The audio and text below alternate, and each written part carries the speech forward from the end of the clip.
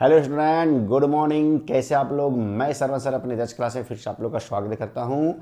तो चलिए, हम लोग जो है से संख्या पद्धति और डेसिमल और फ्रैक्शन पढ़ रहे थे।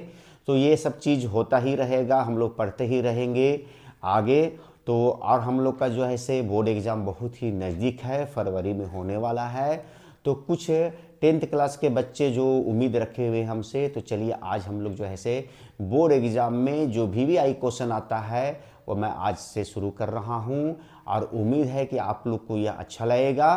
तो चलिए, सबसे पहले हम लोग जानेंगे कि बोर्ड एग्ज़ाम में हम लोग को क्या क्या जो है से कहाँ कहाँ से प्रश्न पूछे जाते हैं।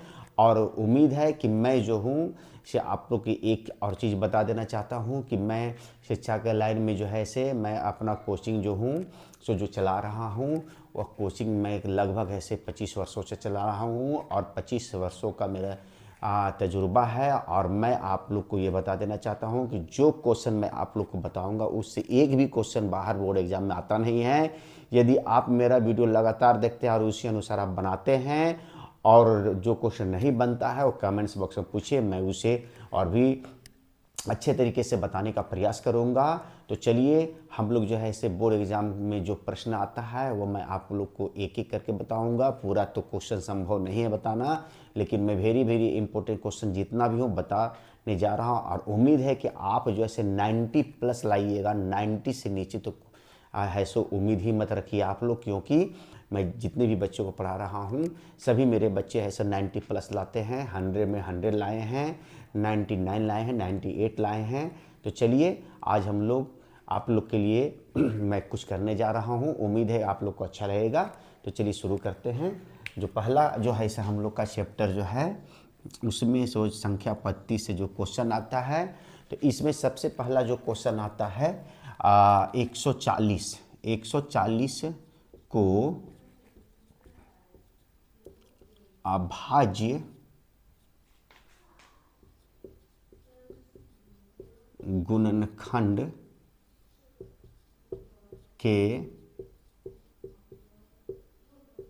गुणनफल के रूप में व्यक्त करें। 140 यहाँ पर हम लिखे हैं, 120 भी हो सकता है, 156 भी हो सकता है, 3820 भी हो सकता है। कोई भी संख्या यहाँ पर दिया रहेगा, सिर्फ हम लोग का बनाने का टेक्निकल है सो आना चाहिए। तो अभाज्य गुणनखंड के गुणनफल के रूप में हम लोग को इसको क्या करना है, तोड़ देना है। तो 140 को हम लोग लिखेंगे, यहाँ पर 140 जो है इसे लिख देंगे और 140 को इस तरह से आप ऐसे तोड़ दीजिए, ये अभाज्य गुणनखंड का गुणनफल के रूप में व्यक्त हो जाएगा। तो चलिए, ये सम संख्या है, 2 से काटेंगे तो 140 का आधा कितना हो गया 70 के, फिर 2 से काटेंगे तो 70 का आधा 35 हो गया। अब ये कितना से कट जाएगा, 5 से कट जाएगा तो 5 सत्ते 35 हो गया।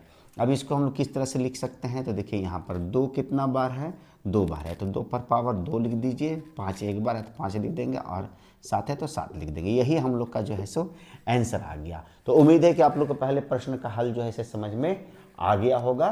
तो चलिए, आप लोग जो है इसे कमेंट्स बॉक्स में मुझे 156 का जो है सो अभाज्य गुणनखंड के गुणनफल के रूप में है सो बनाकर है सो कमेंट्स करेंगे, ताकि मैं जान सकूं कि मेरे स्टूडेंट को है सो यह समझ में आ रहा है। चलिए अगला प्रश्न की ओर चलते हैं हम लोग। दूसरा प्रश्न जो पूछा जाता है वो चलते हम लोग देखते हैं।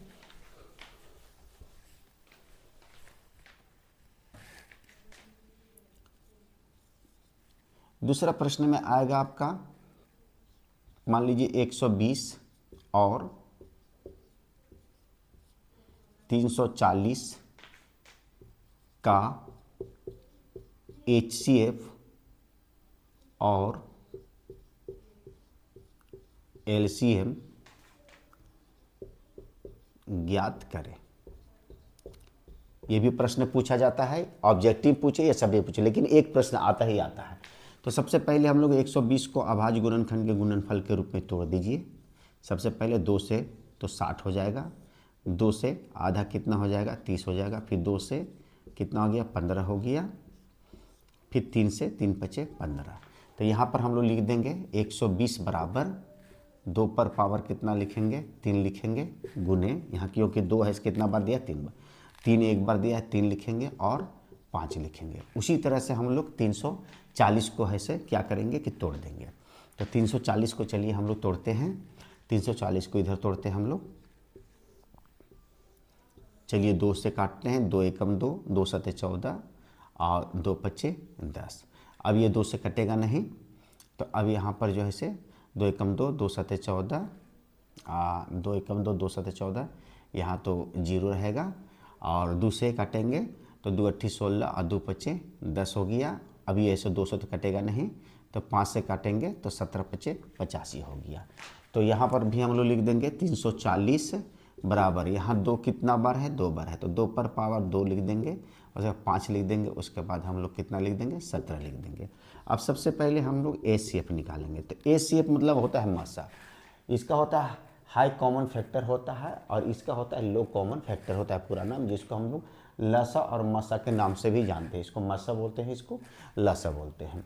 तो चलिए हम लोग पहले एचसीएफ निकालेंगे। तो एचसीएफ में सबसे पहले जो हम लोग का मिलता है ऊपर नीचे में, देखिए यहाँ ऊपर नीचे में जो मिल रहा है, घेरा लगाना नहीं है एग्जाम में, याद रखना है आप लोग को। ये जो ऊपर नीचे मिला और क्या मिला, तो 5 और 5 मिल गया। तो जो मिला उसमें सबसे कम पावर का जो है उसको हम लोग लिखेंगे। इसमें देखिए कम पावर का मतलब क्या हो गया कि जिसका घात जो है से कम हो। 2 पर पावर 3 है और 2 पर पावर 2 है, तो कम घात वाला कितना है, तो 2 पर पावर 2 है। और 5 मिला है तो ये दोनों का घात समान है, तो एक ही लिखेंगे। अब इसको तोड़ दिए, 2 दूनी के 4 पच्चे 20, तो ये हो गया हम लोग का एचसीएफ निकालेगा। अब एलसीएम जब निकालेंगे हम लोग, तो सबसे पहले अधिक घात का जो है उसको लिख देंगे, उसके बाद इसका घात तो समान ही लिख देंगे। और इसमें एक चीज़ को और ध्यान में रखना है कि जो संख्या नहीं मिलेगा, जो संख्या ना मिले, जैसे हम लोग का ये 3 और 17 नहीं मिला है, इसको भी हम लोग को गुना में लिख देना है। याद रखना है, इसको बिल्कुल भुलाना नहीं है, इसको याद रखना है आप लोग को।